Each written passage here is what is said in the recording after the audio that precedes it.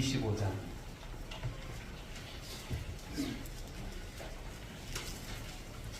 14절에서 30절까지의 말씀입니다.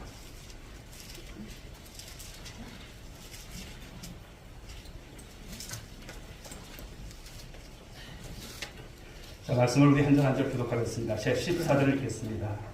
또 어떤 사람이 타국에 갈 때 그 종들을 불러 자기 소유를 맡김과 같으니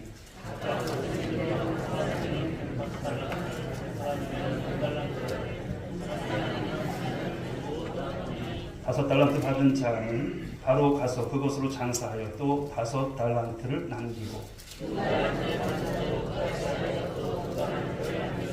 한 달란트 받은 자는 가서 땅을 파고 그 주인의 돈을 감추어 두었더니 다섯 달란트 받았던 자는 다섯 달란트를 더 가지고 와서 이르되 주인이여 내게 다섯 달란트를 주셨는데 보소서 내가 또 다섯 달란트를 남겼나이다.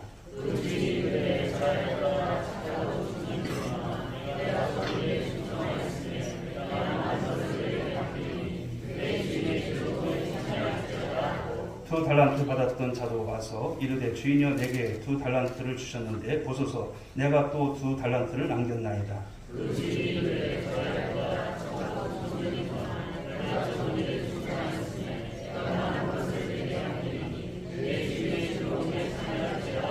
한 달란트 받았던 자는 와서 이르되 주인이여 당신은 굳은 사람이라 심지 않은 데서 거두고 해치지 않은 데서 모으는 줄을 내가 알았으므로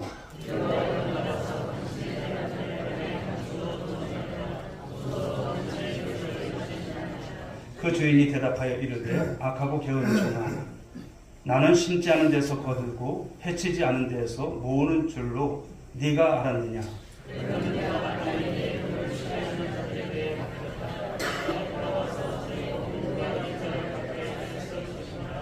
그에게서 그 한 달란트를 빼앗아 10달란트 가진 자에게 주라.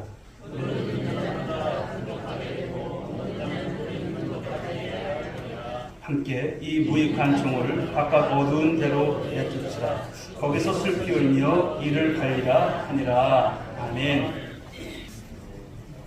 벌써 우리 12월 넷째 주일입니다. 여기까지 온다고 또 수고 많으셨고 또 한 해 분주함 속에서도 또 생각해보면 하나님의 은혜인 것밖에 없는 줄 믿습니다.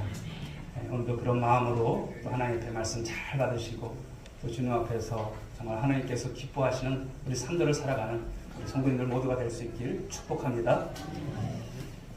우리 인간이 내리는 평가를 한번 생각을 해봅니다. 우리가 가령 어떤 평가를 하게 되고 평가를 받기도 하고 그렇습니다. 그런데 우리가 내리는 평가가 다 옳을까요? 가끔 평가를 보게 되면 때로는 불공정하고 때로는 불완전할 때가 참 많다라고 하는 것이죠. 그래서 상황이나 어떤 시대나 역사를 보게 되면 또 지나고 나서 보게 되면 그 평가가 달라지는 것을 볼 수가 있습니다.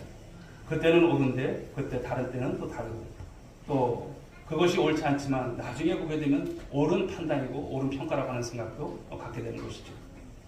예를 든다면 우리 프랑스에 가면 상징물처럼 있는 것이 무엇일까요? 에펠탑입니다. 그 설계자가 에펠인데 그 이름을 따서 지은 것이죠. 1889년 이제 파리 세계 박람회 때 그것을 기념해서 세워진 높이 300m의 철탑입니다. 당시 그 파리 시민들은 이 파리의 아름다운 경관을 해친다면서 흉물이라고 거칠게 항의를 했습니다. 헐어버리라고, 빨리 헐어버리라고. 그런 이제 어떤 논의가 이제 있었지만 그냥 내버려뒀어요. 그리고 오늘날에서 와서 보면 여러분 파리의 바로 이 에펠탑은 상징이 되었고 그리고 세계 각처에서 관광객을 끌어모으는 그런 매력 포인트가 된 것을 보게 되면 참으로 아이러니한 어떤 일이 아닐까 생각을 해봅니다. 자, 저와 여러분들이 오늘 말씀을 이제 들으면서 깨달아야 할 것이 있습니다. 그것은 우리 사람들의 평가도 중요하지만 중요할 게 뭐가 있을까요? 하나님의 평가가 중요한 줄 믿으시기 바랍니다. 하나님의 평가예요. 하나님의 눈은 여러분 정확합니다. 그리고 전지전능하신 그 하나님은 그 통찰력을 가지고 우리를 평가하신다는 점이죠. 그래서 말씀을 보게 되면 불꽃 같은 눈동자, 바로 하나님을 우리가 지칭해서 말씀을 하죠. 그리고 그 하나님의 평가는요, 공정하죠. 그리고 하나님의 평가는 완전합니다. 그 하나님의 평가를 우리가 신앙 용어로 빗대서 우리가 말한다면 어떤 것이냐면 심판입니다. 심판. 하나님은 우리의 인생의 심판자가 되심을 믿으시기 바랍니다. 내가 인정하든 인정하지 않든 하나님은 내 인생을 평가하세요. 어느덧 우리가 12월 말을 보내고 있습니다. 또 한 해가 이렇게 흘러가는구나 생각을 하고 아쉬움도 많고 또 여러 가지 부족함도 깨닫는 그런 시간입니다. 지난 한 해 우리는 어떻게 살아왔을까요? 그리고 하나님의 평가는 과연 어떨까? 한번 여러분 생각해 보셨습니까? 이런 하나님의 평가를 생각하면 주의 경도 마찬가지고 심히 떨리는 바입니다.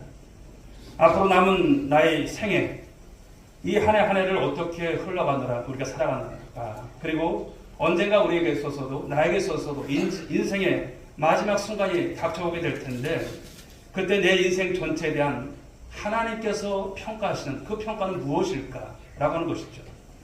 아무쪼록 여러분 이 시간 세상의 불완전한 평가로 인해서 일희일비하지 마시고 완전한 하나님의 평가를 의식하며 살아가는 여러분들 될 수 있길 바랍니다. 그리고 인생에 있어서 승리하는 그런 삶을 살아가는 우리 오늘의 권속들이 될 수 있길 주님의 이름으로 축복합니다. 자, 오늘 본문의 말씀은 우리가 흔히 달란트 비유라고 하죠. 바로 이제 마태복음 24장의 말씀을 보게 되면 주님의 재림에 대한 말씀 그리고 종말이 있을 것에 대한 말씀을 주셨어요. 그런 다음에 25장에서 와서 보게 되면 예수님은 세 가지의 비유에 대한 말씀을 하시고 계십니다. 그래서 종말을 의식하며 살아가는 성도들이 과연 어떻게 살아야 하는가? 잘 살아야 할 줄 있습니다. 그냥 내 나름대로가 아니라 하나님께서 바라시는 그 삶을 살아가는 거예요. 그래서 오늘 세 가지 비유도 마찬가지로 종말론적 비유입니다. 그래서 말씀을 보게 되면 열처녀 비유가 나오고요.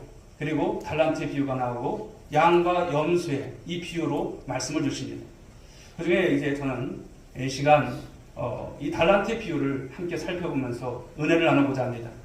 그래서 이 시간에 여러분들이 말씀의 정말 핵심적인 말씀을 붙잡아 주셔야 돼요. 무엇입니까? 하나님의 평가. 하나님의 평가. 사람의 평가가 아니라 하나님의 평가인 것을 믿으시고 그런 가운데서 오늘 말씀을 받아서 우리 2025년도를 살아가는 여러분들 될 수 있길 주여로 축복합니다. 대개 세상 사람들의 평가 기준이 뭘까요? 이 사람 저 사람을 비교해요. 그러면서 누가 최고냐? 이게 세상적인 평가예요. 누가 최고냐? 요즘 여러분 저녁마다 늦은 시간에 보게 되면 뭐 연말 무슨 시상이 굉장히 많아요. 연예대상, 뭐 가요대상, 그렇죠. 이런 이제 대상들이 있습니다. 즉 누가 최고냐라고 하는 것으로 등위를 매기는 것이죠. 이런 식으로 평가를 합니다. 그런데 하나님도 그러실까요? 하나님은 최고가 아니라 최선을 다했는지를 물어보시고 최선을 다했는지를 우리 주님께서 평가하신다는 거죠. 자, 오늘 본문으로 다시 돌아와서 보시게 되면 어떤 사람이라고 했습니다. 주인입니다. 이 주인이 타국에 가면서 종들을 불러 모아요. 다 와라. 오라 그러면서 자기 자신을 맡기는 거예요. 예수님 당시에 실제 그런 일들이 여러분 종종 있었습니다. 당시 팔레스타인 지방은 로마의 식민지였는데 귀족들이 이 로마의 언론에 가서 이 분봉왕의 직위를 받아오고 했던 것을 볼 수가 있죠.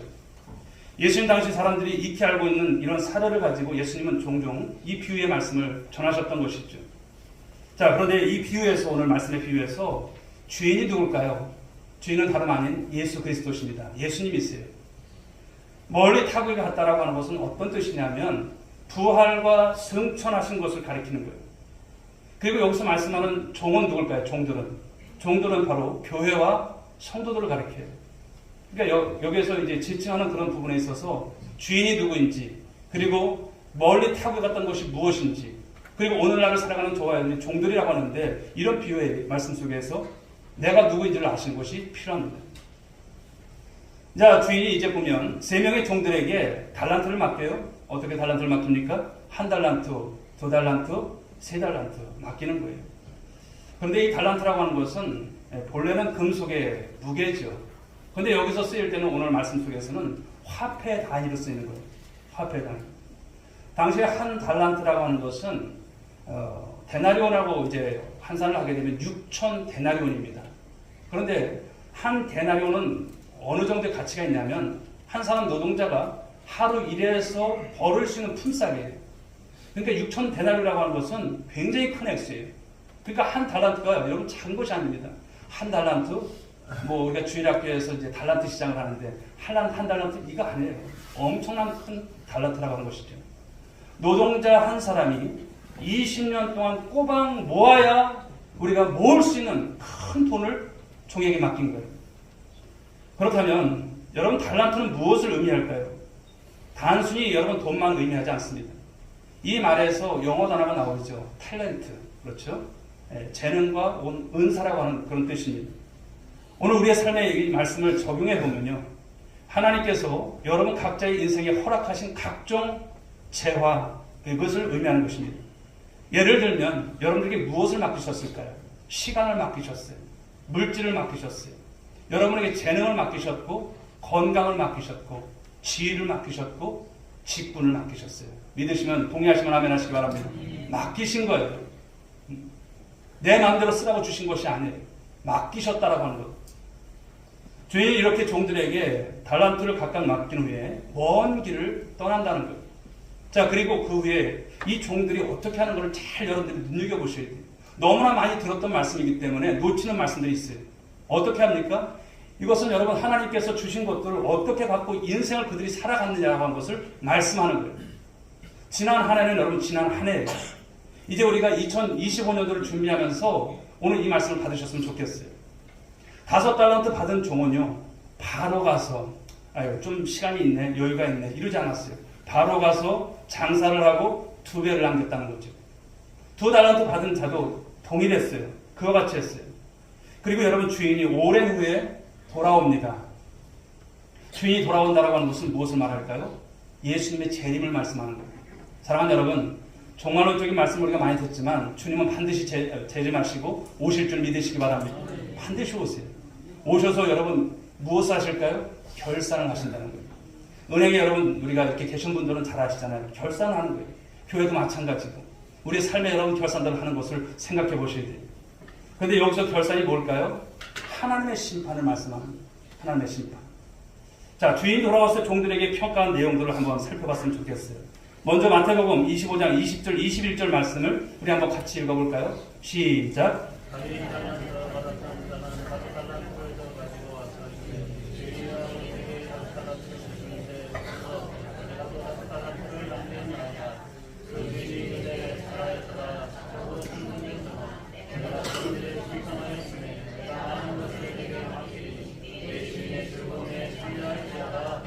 아멘. 자, 주인이 5달란트 받았던 이 종에게 뭐라고 평가를 합니까? 착하고 충성된 종아, 이렇게 말씀을 하시는 거예요. 착하고 충성된 종아. 여기서 이제 주인의 즐거움이라고 하는 것은 하나님의 축복과 영광, 궁극적으로는 천국의 영광을 의미하는 말씀입니다.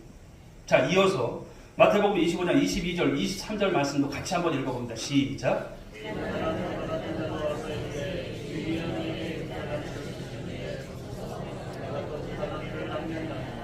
그 주인이 이르되 잘하였도다 착하고 충성된 종아, 네가 적은 일에 충성하였음에 내가 많은 것을 네게 맡기리니 네 주인의 즐거움에 참여할지어다 하고. 아멘. 2달란트 받았던 종에게도요, 5달란트 받았던 종에 있어서 평가가 같아요, 달라요? 똑같은 거예요. 같은 거예요. 여기서 우리는 중요한 사실 하나를 발견하게 됩니다. 무엇일까요? 하나님의 평가는 세상의 평가는 전혀 딴판이라는 것, 전혀 다르다고 하는 것을 말씀합니다. 대개 여러분 세상의 평가는 어떨까요? 사이즈를 말합니다. 사이즈, 크기를 말해요. 그리고 랭킹, 순위를 말합니다. 순위를 매기는 거예요. 그 크기가 얼마나 크냐, 얼마나 순위가 있느냐, 이것을 평가를 합니다. 만일 이 비유에서 순위를 매긴다면 여러분 어떻게 될까요? 1등이 누굴까요? 5달란트 받았던 자, 2등은 2달란트 받았던 자, 꼴찌는 1달란트 받았던 자, 이렇게 될 거예요. 세상적인 평가로 본다면. 그런데 하나님께서 여러분 그렇게 평가하지 않으셨어요. 2달란트, 5달란트 받은 자가 각각 장사를 해서 4달란트가 되고 10달란트가 됐어요. 격차가 더 벌어졌죠. 그런데 평가는 어떻습니까? 동일하다는 거예요. 평가는 동일하다. 무엇을 말씀합니까? 최선을 다했느냐, 최선을 다하지 않느냐, 그것만 이 주인이 따진다는 거예요. 한 달란트 받았던 자에게 그러나 내린 평가는 이 부분에 있어서 더 분명하게 우리가 알 수 있는데요. 자, 한 달란트 받았던 종에게는 어떻게 했을까요? 한 달란트 받았던 종은 땅 속에다 이 달란트를 그냥 파묻어 두었어요.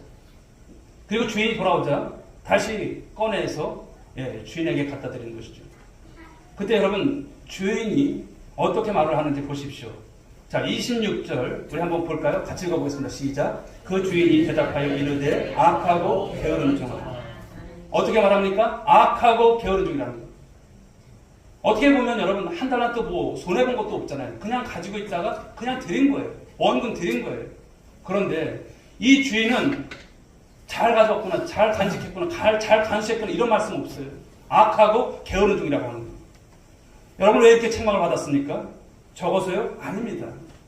한 달란트 맡긴 것은 주인이지 종이 아닌 거예요.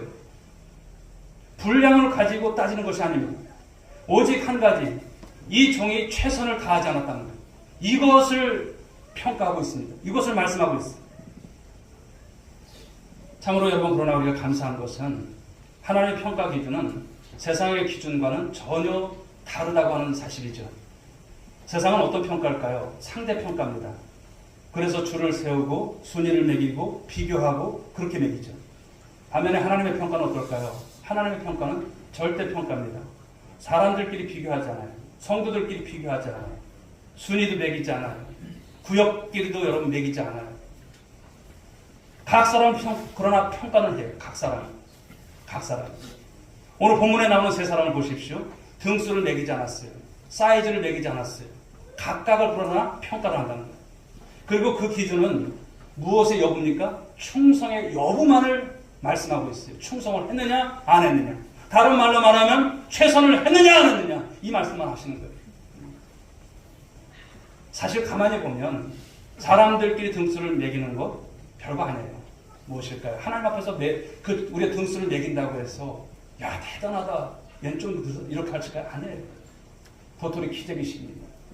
여러분 개미가 높이뛰기를 하는 것을 생각해보면 개미 높이뛰기 최대, 최다, 최고 이런 것이 하나님 앞에서 여러분 의미가 있을까요? 없습니다. 중요한 것이 아니에요. 그런데 하나님께서 우리에게 요구하는 것은 단 하나예요. 무엇일까요? 최선이라고 하는 거예요. 최선만 보신다는 거예요. 그런데 이것은 여러분 생각해 보십시오. 누구나 가능한 거예요. 최선을 다하는 것은 가능한 거예요. 안 하고 게을러서 문제죠. 하면 우리가 최선을 다할 수 있는 거예요. 내가 1등 돼야지 이것이 아니에요. 최선 다하는 거예요.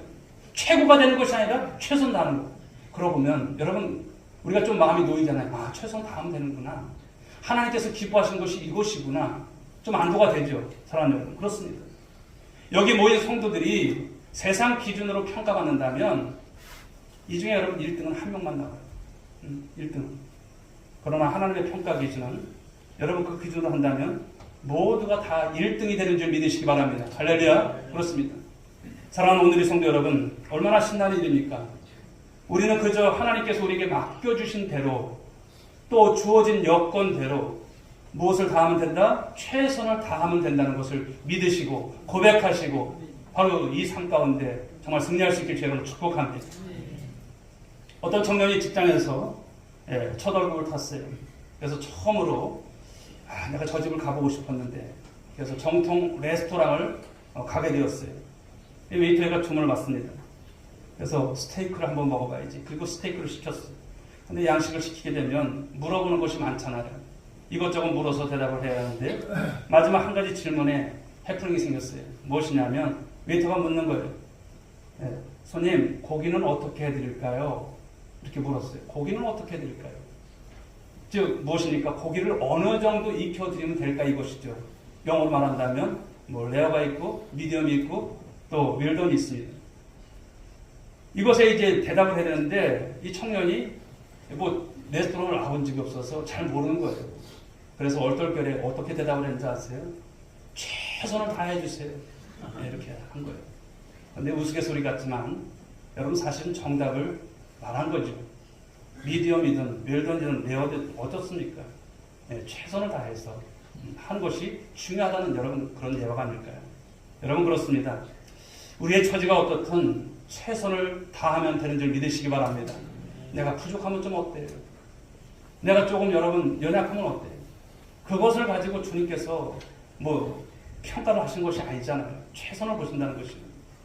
사도 바울은 여러분 이렇게 말씀합니다. 고린도전서 4장 2절의 말씀 보실까? 읽어봅니다. 시작. 그리고 맡은 자들에게 없어요?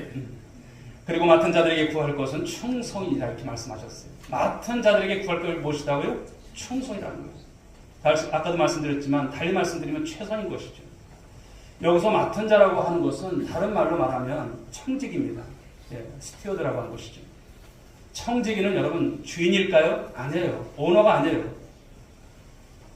또 여러분 청지기는 그럼 누굴까요?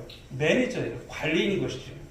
우리 비행기를 타보면 승무원을 영어로 말할 때 스튜어드라고 하고 여자는 스튜어디스라고 하죠. 이들은 여러분 주인이 아닙니다. 비행기 주인이 아니에요. 단지 여러분 손님들, 고객들을 위해서 서비스를 하는 최선을 다할 수 있는 그러한 여러분 자리에 사람들인 것이죠.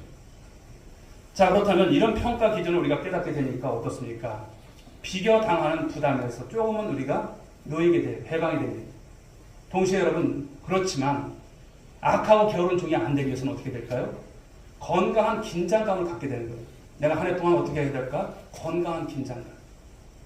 다른 사람들과 비교해서 우월감도 열등감도 느낄 필요 없어요. 우리가 교회 안에서 경쟁할 것도 없어요. 물론 선의 경쟁이라고 하는 것은 있기는 하죠. 좋은 목표를 삼고 또 노력하는 것은 너무나 좋은 일입니다. 오래전에 여러분 당신의 경쟁 상대는 누구입니까? 라고 하는 이 공익광고가 있었습니다. 경찰관이 나와서 이렇게 말합니다. 제 경쟁 상대는 영국 경찰입니다. 그 다음에 농부가 나와서 이렇게 말을 했어요. 나의 경쟁 상대는 덴마크 농부입니다. 즉, 그 나라의 수준을 세계 수준으로 끌어올리자고 하는 그런 홍보성 광고였습니다. 여러분 선의 경쟁 좋습니다. 그런데 이것도 자칫 잘못하면 우리 마음을 상하게 할 수 있는 거죠. 그러므로 혹시 여러분 가운데 저도 마찬가지겠지만 비교하고 경쟁하려면 어떻게 될까요? 이렇게 하면 됩니다. 누가 경쟁하면 됩니까? 예수님과 경쟁하십시오. 할렐루야. 예수님과. 다른 사람하고 경쟁하지 마십시오. 예수님과 경쟁하십시오. 이게 무슨 말일까? 여러분 예수님은 절대 기준이세요. 에베소서 4장 15절 말씀 한번 읽어보겠습니다. 시작. 어디 사람에서 삶의 것을 하여 봉사에 되기까지 행할지라 그런 우리는 곧 그리스도라. 아멘. 자, 우리 그리스도인의 목표는요 다른 것이 아닙니다. 누구를 닮아가는 것이다? 예수님을 닮아가는 것. 여러분 이렇게 사는 것이 최선의 삶이고 인생을 잘 사는 것입니다. 크기나 경쟁이나 이런 순위 경쟁을 우리가 할 필요가 없어요. 주님을 닮아가는 거예요. 그리스도의 장성한 분량에 이르기까지 충만하다 말씀하신 거예요. 예를 들어 볼까요? 사도행전 상에 보게 되면 우리 스데반과 바울을 비교해 볼 수가 있죠. 바울은 여러분 오래 그래도 살면서 많은 복음적인 또 많은 여러분 그 사역의 업적들이 있어요. 그런데 스데반 집사는 어떻습니까? 말씀을 보시게 되면 그는 오래 살지 못하고 그는 일찍 순교를 당합니다. 인간적으로 보게 되면 바울이 스데반에 비해서 월등한 인생을 살았던 것으로 보여져요. 그렇다면 여러분 스데반 집사는 그냥 죽은 것으로 끝날 거예요? 아니죠. 그로 인해서 여러분 이 수리아 안디옥 교회가 생기고 그리고 여러분 사마리아에 복음이 전파되고 많은 사람들이 이 죽음 가운데서 흩어진 디아스포라들이 얼마나 많은 일을 하셨습니까? 그런 걸 보면 비교할 것이 아닌 거죠. 요나단과 우리 다윗을 비교해 볼 수가 있죠. 요나단은 여러분 사울의 장남으로 차기 왕이 될 수 있는 사람이에요. 그런데 다윗을 세우려고 하시는 하나님의 뜻을 알고 나서는 어떻습니까? 양보를 하는 거예요. 그래서 전쟁터에서 바로 그는 전사를 하죠. 인간적으로 보게 되면 다윗이 요나단에 비해서 월등한 인생입니다.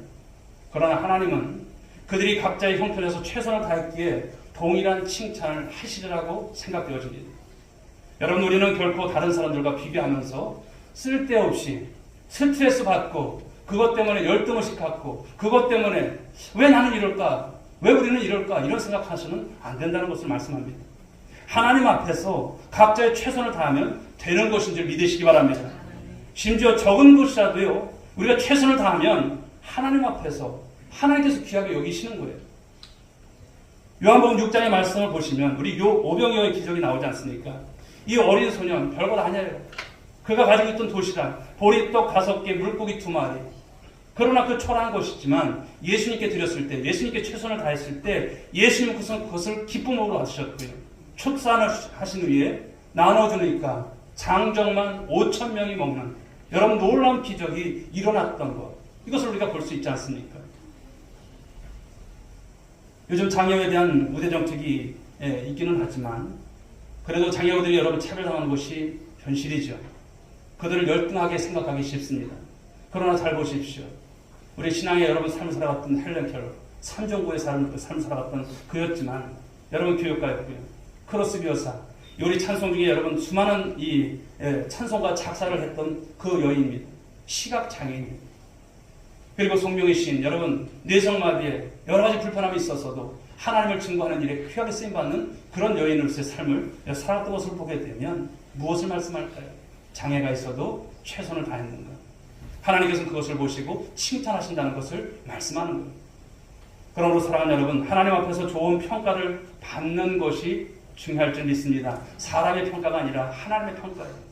부디 저와 여러분들은 세상적인 세상의 어떤 상대평가가 아니라 하나님께서 평가를 매기시는 이 절대평가 속에서 최고가 아닌 최선의 삶을 살아가는 우리 모두가 될 수 있길 주의 이름으로 축복합니다. 자, 두 번째 주시는 말씀은요, 이 중요한 원리가 있는데 승진의 원리입니다. 하나님은 최선을 다한 자에게 축복을 더하시고 불충한 자에게 오히려 빼앗고 그를 강등시키신다는 것을 말씀하고 있어요. 자, 오늘 본문 28절 29절 말씀 읽어볼까요? 시작. 그에게 들어오고 한 달란트를 빼앗아 10달란트를 가진 자에게 주라.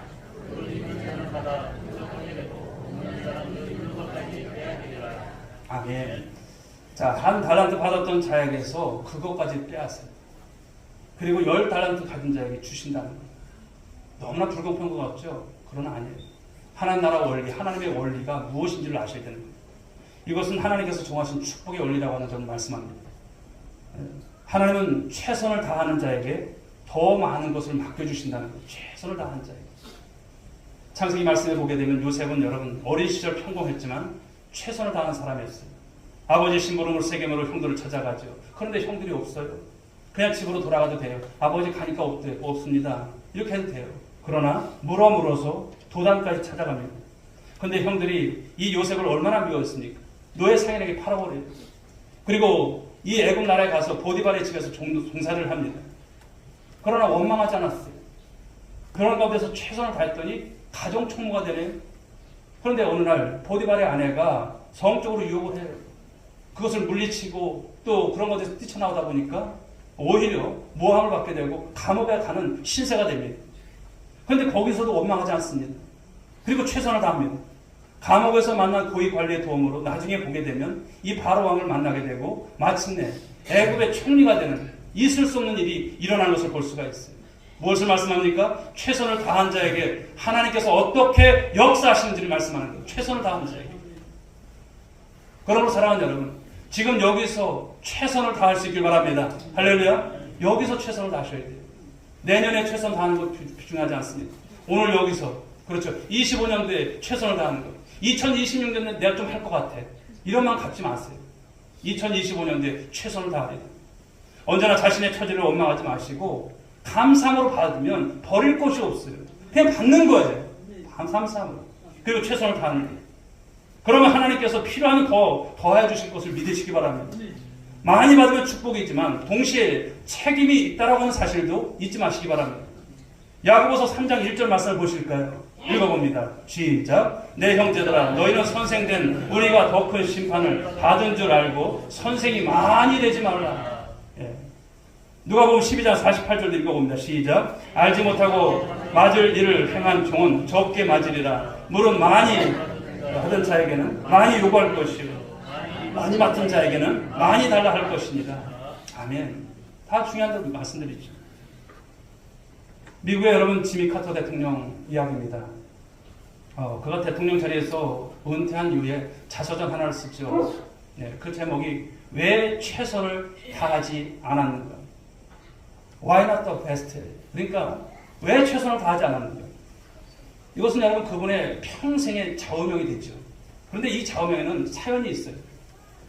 이 지미 카터가 해군 중위 시절 배를 타고 이제 항해를 가던 중에 전우들과 이제 시간을 또 보내면서 체스를 했어요.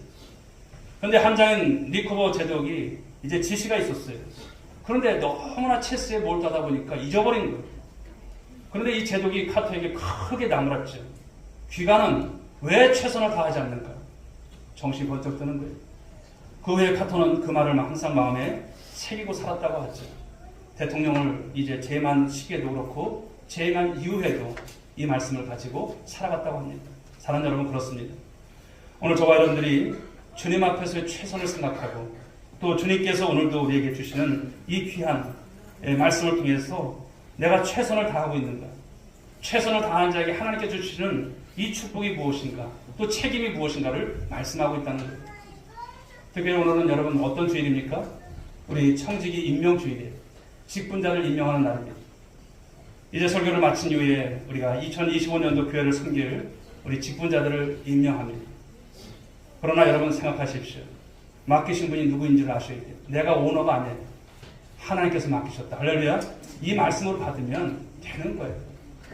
하나님께서 맡기셨다. 부정적으로 생각하지 마시고 주님께서 맡기셨다. 이 말씀만 받으면 되고요.